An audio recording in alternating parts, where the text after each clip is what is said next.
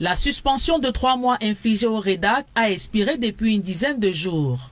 Mais cette association n'a toujours pas repris ses activités.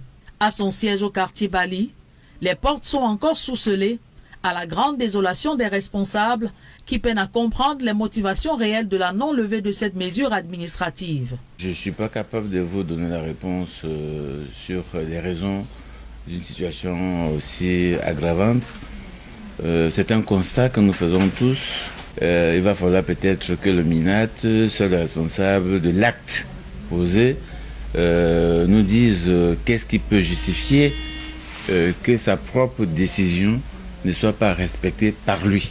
Pour le coordonnateur de l'association Un Monde à Venir, Philippe Nanga, les arguments de la directrice exécutive Maximilienne Gombe et la présidente du conseil d'administration Maître Alice Com, recueillis lors de leurs auditions à la police, suffisent pour lever la suspension de l'autorité administrative.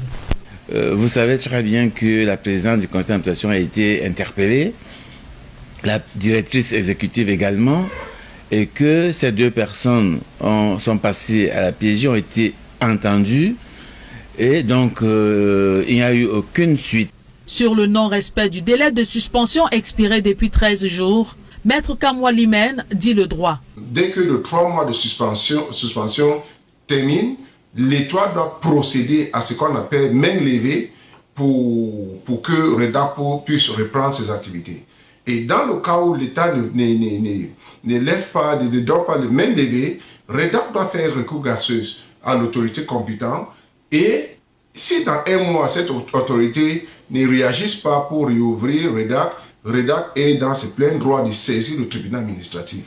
Œuvrant depuis des années dans la lutte contre les injustices, la violation des droits humains et la préservation de la paix et la cohésion sociale, le REDAC est paralysé et son personnel au chômage voilà plus de 3 mois. Il y avait des activités sur la pacification du processus électoral, il y avait des activités sur le terrain qui se déroulaient, et il y a un personnel qui existait, qui travaillait, n'est-ce pas, qui recevait un salaire, qui est à la maison depuis décembre.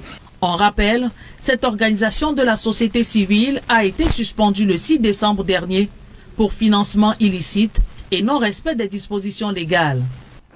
Figurez-vous que j'ai vécu donc on disait que Ahidjo était un dictateur, que ceci, effectivement c'était le parti unique, mais il n'a jamais lâché des valeurs d'unité. Jamais. On les retrouvait partout. Il était le premier à les incarner, à les montrer comme étant des valeurs incontournables pour lesquelles il ne pardonnait à personne d'interférer. C'était clair et net. Voilà pourquoi le dictateur Ahidjo a des gens aujourd'hui qui le regrettent. Parce que les valeurs, c'était d'abord lui.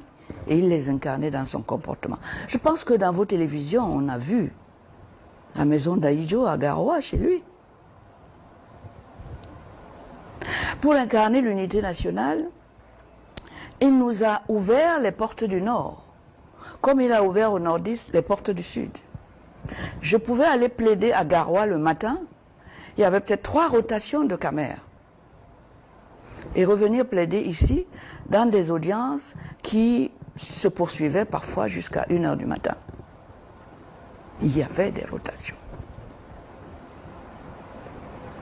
Et il savait, le président Ahidjo savait, qu'il ne peut pas parler toc, toc, toc, toc, toc d'unité s'il ne met pas des communications, des connexions effectives entre les différentes parties du Cameroun.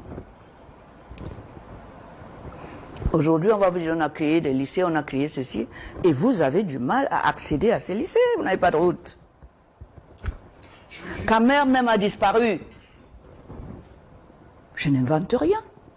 Ce sont des signes qui montrent que actuellement, Monsieur le Président Biya, que j'ai adoré, il était adorable. C'est quelqu'un qui était Premier ministre avec Ahidjo et qui était l'ange à côté du diable Ahidjo. Par son visage, par ne prenant jamais la place de qui que ce soit, étant là, faisant son vélo, c'était quelqu'un de très accessible. Avec toutes ces valeurs qu'il tenait du président Ahidjo, parce qu'il était à côté. Comment il n'a pas pu faire mieux que lui sur ce plan-là? Comment? I wonder, why? Why is it not better the life in Cameroon today? Nommer le président de la République et les CAM ne donne pas, ne publie pas pour nous, les électeurs. Il n'y a pas que le MLC. Le MLC mène ce combat pour nous tous. On ne publie pas la liste alors que c'est une obligation légale. Qui se met au-dessus de la loi comme ça? Qui se met au-dessus du pouvoir souverain du peuple là comme ça? C'est très grave. Insupportable. On ne peut pas l'accepter. Inacceptable. Irrecevable. Et maintenant, il y a les juridictions qui sont saisies et qui se déclarent incompétentes. Mais parce que je vous ai dit qu'il n'y a pas de justice libre et impartiale. Vous vous attendez à quoi? Parce que ça, c'est un point important qui va mettre à jour la machine de fraude. Eh oui, on l'avait caché. Mais ça, là, avec ce que le MLC a fait là, il a touché là où ça fait mal.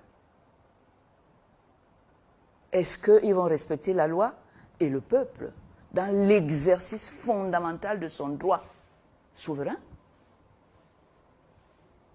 Ou ils vont, pour cacher la machine, continuer à faire? Ça peut provoquer une déflagration. Le peuple peut dire non. Parce que là, il s'attaque directement au pouvoir du peuple. Le sens de la dignité, elle est où pour nous? Cameroon Airlines, on avait des avions. Compagnie nationale pour nous transporter tous. Vous voyez les avions qui amènent le président quand il voyage? Lui seul. Et nous tous là, tu as du mal. Tu ne peux plus aller où tu veux. Tu ne peux plus aller dans même les pays voisins avec l'avion du Cameroun. On n'avait pas ça avant. Est-ce qu'on est sa préoccupation? Ça aussi, c'est la guerre en Ukraine. Qui je vais convaincre aujourd'hui de ce que mon président a décidé de la guerre aux Nozo pour des questions qui pouvaient se régler politiquement et diplomatiquement? Ça dure depuis 7 ans. Il n'a pas pensé d'abord aux industries qui étaient là-bas. CDC, Sonara, qui donnait du travail.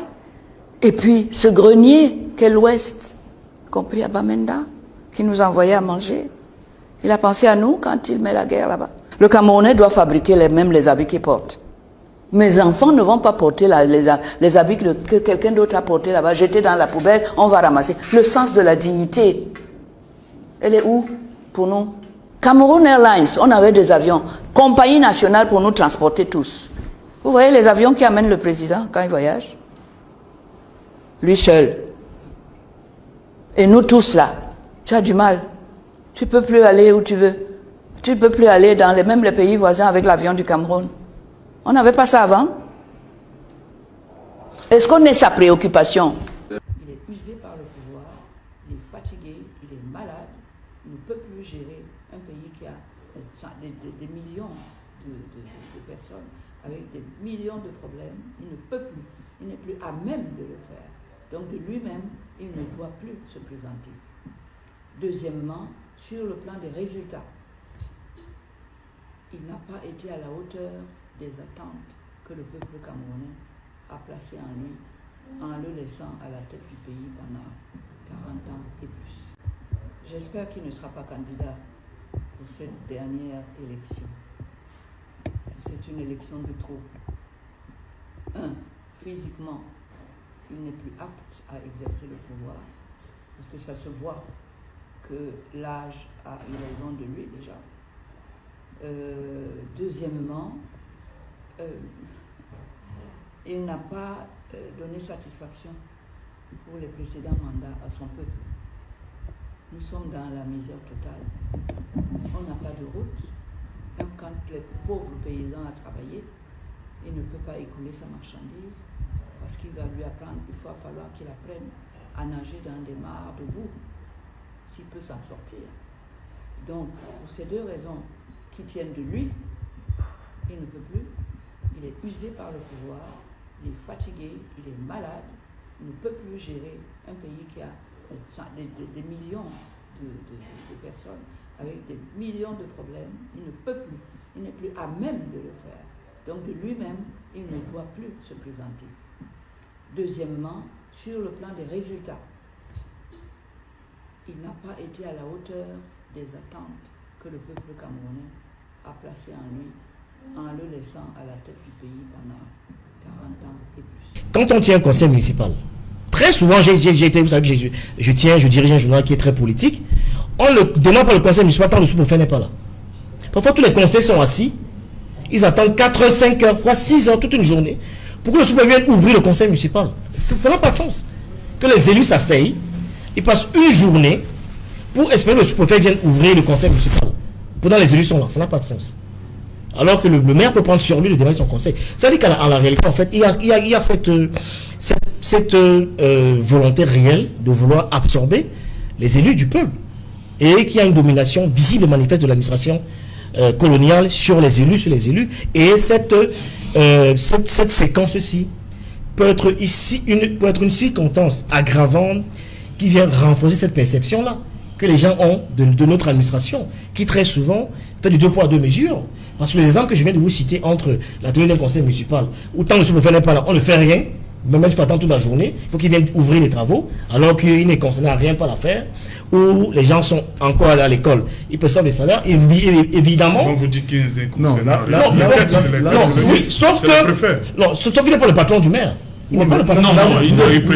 Oui, voilà, non, je vous donne les éléments factuels qui peuvent renforcer le sentiment du 2 poids 2 mesures qui est dans le sens commun, comme disait Bachelard. Vous allez refaire les textes? Non, je vais simplement dire que le sens commun ne pense pas comme disait Gaston Bachelard, sinon il pense mal.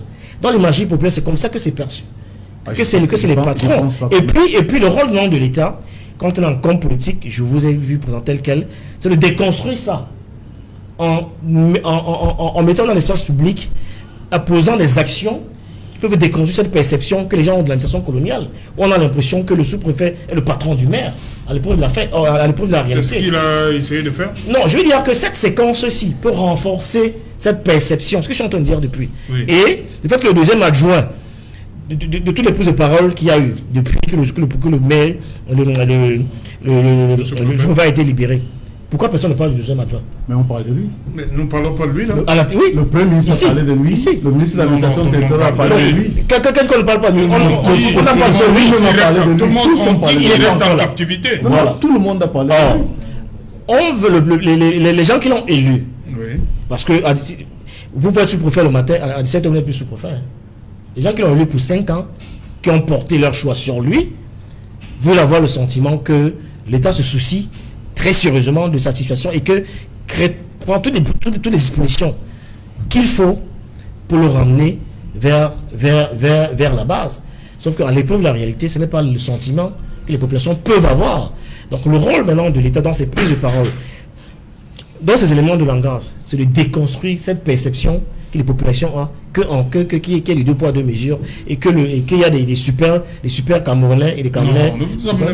Personne n'a mis. Non, je parle de perception. Je parle de perception. Non, je vous en prie. Je parle de perception. Non, je vous en prie. Voilà. Donc il serait important. On n'a pas dit que le sous-préfet était plus important que le deuxième adjoint. On analyse que pour les adjoints, il n'est pas là. C'est un fait. Il n'est pas là. On a eu une libération. Et comme a dit Basile, ça continue. Les négociations continuent. Voilà.